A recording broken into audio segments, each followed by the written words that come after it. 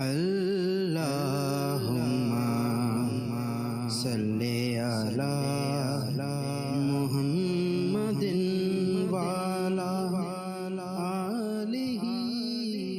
بسم اللہ الرحمن الرحیم۔ جب روح نکلتی ہے تو انسان کا منہ کھل جاتا ہے، ہونٹ کسی بھی قیمت آپس میں چپکے ہوئے رہ نہیں سکتے۔ روح پیر کو کھینچتے ہوئے اوپر کی طرف آتی ہے۔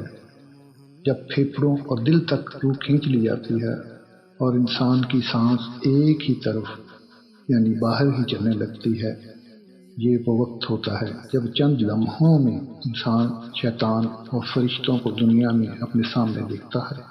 ایک طرف ابلیس اس کے کان میں کچھ مشورے دیتا ہے تو دوسری طرف اس کی زبان اس کے عمل کے مطابق کچھ الفاظ ادا کرنا چاہتی ہے۔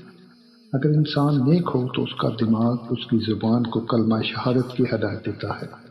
اگر انسان کافر ہو، بددین ہو، مشرک ہو یا دنیا پرست ہوتا ہے تو اس کا دماغ کنفیوژن اور ایک عجیب ہیبت کا شکار ہو کر شیطان کے مشورے کی پیروی کرتا ہے اور بہت ہی مشکل سے کچھ الفاظ زبان سے ادا کرنے کی بھرپور کوشش کرتا ہے۔ یہ سب اتنی تیزی سے ہوتا ہے کہ دماغ کو دنیا کی فضول باتوں کو سوچنے کا موقع ہی نہیں ملتا۔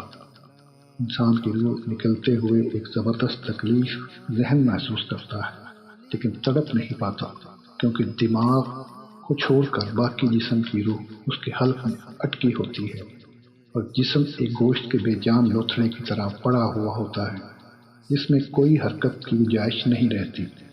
آخر میں دماغ کی روح بھی کھینچ لی جاتی ہے۔ آنکھیں روح کو لے جاتے ہوئے دیکھتی ہیں، اس لیے آنکھوں کی پتلیاں اوپر چڑھ جاتی ہیں یا جس سمت فرشتہ روح قبض کر کے جاتا ہے اس سمت کی طرف ہوتی ہیں۔ اس کے بعد انسان کی زندگی کا سفر شروع ہوتا ہے جس میں روح تکلیفوں کے تہ خانوں سے لے کر آرام کے محلات کی آہٹ محسوس کرنے لگتی ہے، جیسا کہ اس سے وعدہ کیا گیا ہے۔ جو دنیا سے گیا واپس کبھی لوٹا نہیں، صرف اس لیے کہ کیونکہ عالم برزخ کا انتظار کر رہی ہوتی ہے جس میں اس کا ٹھکانہ دے دیا جائے گا۔